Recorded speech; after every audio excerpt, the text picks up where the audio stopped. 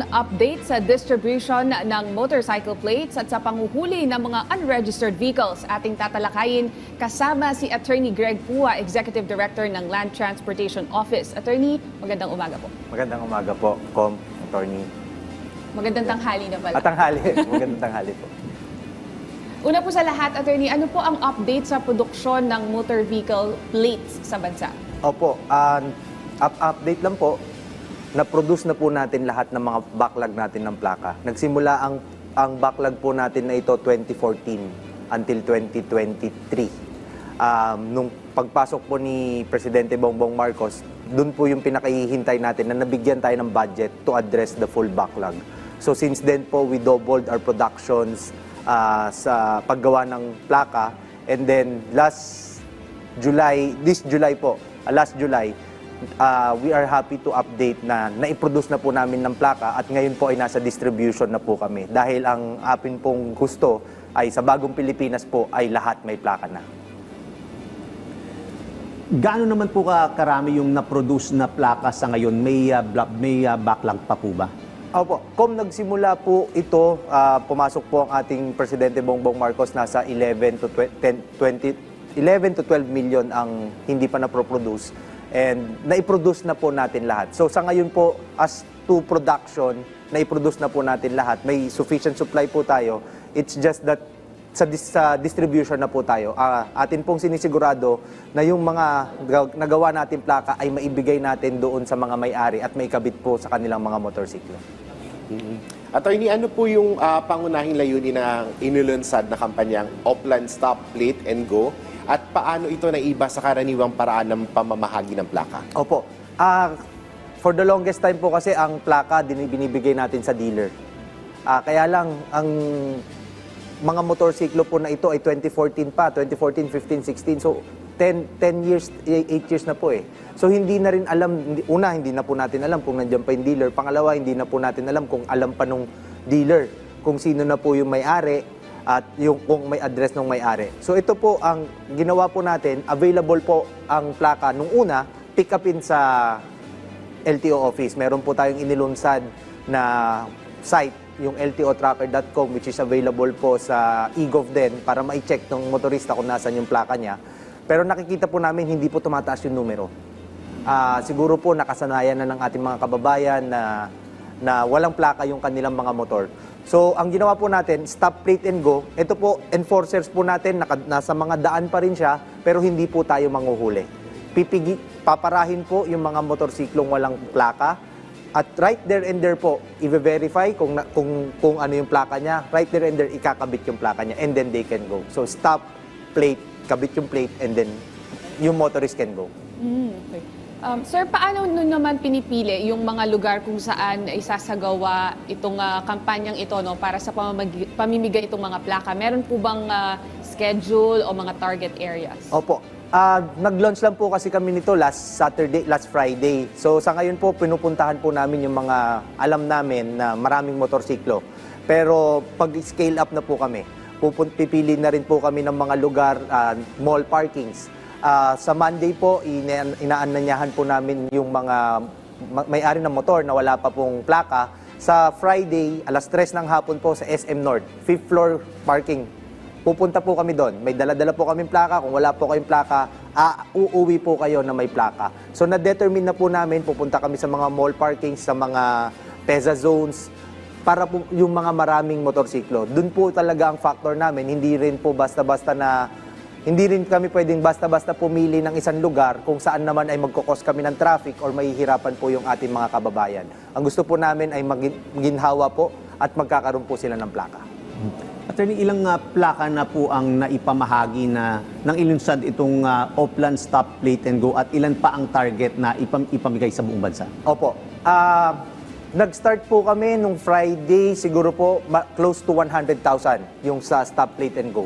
Pero ang ating target na maibigay ay 7.5 million po. Kaya napakarami po, buong Pilipinas, napakarami. We need to do around 100,000 per day. Pero yung Stop, Plate and Go, 5 days, 100,000. Para po makaabot kami sa deadline naman po ng aming Secretary Vince Dizon na October 31, dapat sa bagong Pilipinas, lahat may plaka na. Attorney, paano naman po nakakatulong ang LTO digital system sa pagsubaybay ng mga pending na order ng plaka? May access po ba ang publiko rito? Opo. Yung pong sinabanggit ko kanina na ltotracker.com, pwede po nilang puntahan yan through Safari or Google. Pero meron din po yan sa eGov. It's an app po na mache-check nila kung nasan yung plaka nila.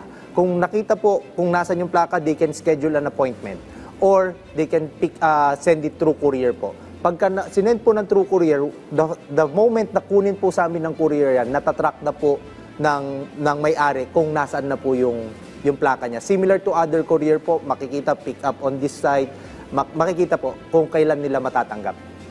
Okay. So, Attorney Greg, halimbawa, no, ako ay isang motorista at wala pa akong plaka na tatanggap kahit matagal na akong nakarehistro. Ano po ba yung dapat kong gawin? Opo, Director, in-encourage po namin yung mga ganon na wala pa pong plaka to visit ltotracker.com.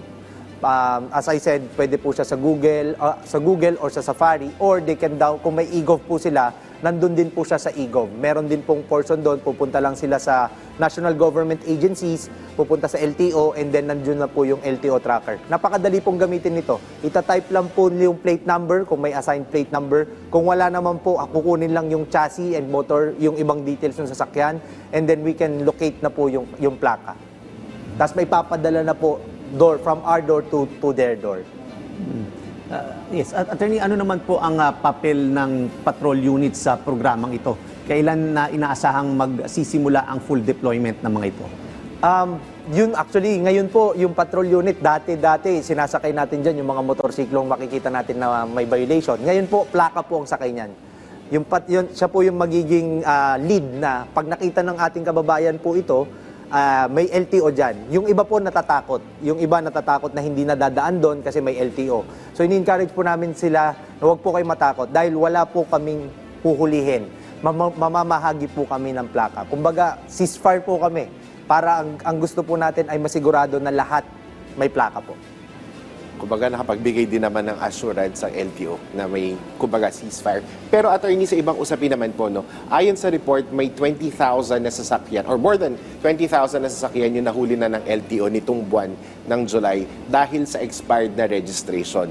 Ano po yung karaniwang dahilan kung bakit hindi agad nakakapagparehistro ang mga may-ari? Ang pinaka-common reason po dyan ay nakakaligtaan. Nakakaligtaan po ng ating mga kababayan na magparehistro. Meron naman po talagang matagal nang hindi nagrehistro. 5 taon, 4 na taon na pong hindi nagrehistro. So parang ayaw nang sumunod sa batas, ayaw nang magparehistro. Yung iba siguro po nagkukulang muna sa pera, pero hindi naman po ganun kamahalan. Pagka walang penalty, hindi po ganun kalaki ang bayad ng rehistro. Attorney Greg, paano po ba tinutukoy ng LTO yung mga hotspot o lugar kung saan mas marami po yung mga nahuhuling unregistered na mga sasakyan? Meron po ba sa datos niyo nakikita kayo na pattern kung saan mga lugar ito? Director, wala po eh. Kasi kung magde-determine tayo ng hotspot, malalaman po ng ating mga kababayan na lagi kami nagpupunta doon. So dahil na rin sa kakulangan po namin ng personnel dahil napakalawak po ng aming sakop, paiba-iba po ang pinupuntahan nila. Pero usually po sa other provinces, kung saan malayo po yung mga LTO offices, kami po munang nagpupunta doon. Magkakaroon kami ng caravan para magkaroon ng opportunity po yung mga nandoon sa lugar na yon na hindi nalalayo para magparehistro ng sasakyan. And then after few days po, tsaka po iikot yung enforcers po natin. So, ina-announce naman po yun na magkakaroon kami ng caravan sa bayan na walang LTO para po mabigyan ng oportunidad ang ating mga kababayan na magparehistro. Sa mga nauhuli naman, kailangan po ba silang sumailalim agad sa roadworthiness inspection bago sila payagan muling gamitin yung mga kanilang mga sasakyan? Opo.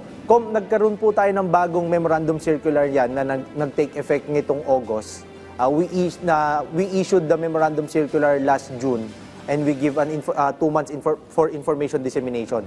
Ngayon po, pag nahuli ka na unregistered, kailangan po bago mo makuha yung plaka kung technical impounding or yung sasakyan kung actual impounding, kailangan po pumasa ka muna sa roadworthiness inspection without human intervention. Dahil alinsunod po ito sa utos ng ating presidente na siguraduhin ng DOTR at ng LTO na lahat ng sasakyan po ay roadworthy for the safety of our road users. So, kaya po ini-encourage namin yung ating mga kababayan na magparehistro na. Dahil kapag nahuli pa po na unregistered, ay dadaan po siya sa full roadworthiness inspection. Dahil ang atin pong tingin dyan, the fact na hindi ka nag-register, napapabayaan mo rin pong i-maintain yung iyong sasakyan, which would affect safety of our road users. Attorney Greg, malinaw po na may multang 10,000 pesos yung mga mahuhuling gumagamit ng hindi rehistradong sasakyan. May iba pa po bang karagdagang penalties na maaaring ipataw once nag-lapse yung registration at hindi Meron po, ASEC, in addition to the penalty for unregistered vehicle, papatawang ka rin po ng reckless. Kasi magmaneho ka nga po na hindi nga naman, ang assumption, hindi ka nag-register, hindi mo na-maintain, you are presumed to be reckless driving.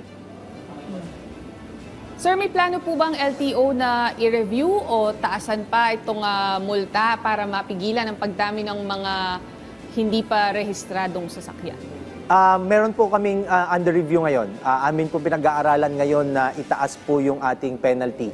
Kasi ang basehan po ng penalty natin ngayon ay yung Joint Administrative Order 2014-001 of DOTR, LTFRB, and LTO. 2014 pa po yan. Before that 2014, 2008 po. Yun naman po yung 2008-001 JAW. So, kung titignan po natin, 2008, 2014, 6 years. Pero ngayon po, magsasampung taon na hindi pa po nagtataas. So, atin pong inaaral yan, hindi lang po tayo sa penalty. Hindi po tayo nakafocus sa penalty, but more on accessory penalty. Na kung nagawa mo ito, maaapektuhan po yung iyong lisensya, pwedeng ma-revoke ang iyong lisensya, pwedeng masuspindi ang iyong lisensya. Para po mas matakot po mas may takot yung ating mga kababayan at sumunod po sila sa mga batas trapiko. Okay, Attorney, ang mensahe nyo na lang po sa mga motorista na nakatutok sa atin ngayon. Opo. Para po sa ating mga motorista po na wala pa pong plaka, maaari po nyong puntahan ang ltotracker.com para po makita nyo yung inyong mga plaka. I-follow rin po ninyo ang aming Facebook page, X account, and Instagram account. Magkakaroon po tayo doon ng mga announcement kung saan po kami magdi-distribute ng plaka. Katulong nyo po kami dito, magtulungan po tayo para po masigurado na by October 31 ay may plaka na po ang lahat. Sa Bagong Pilipinas may plaka lahat.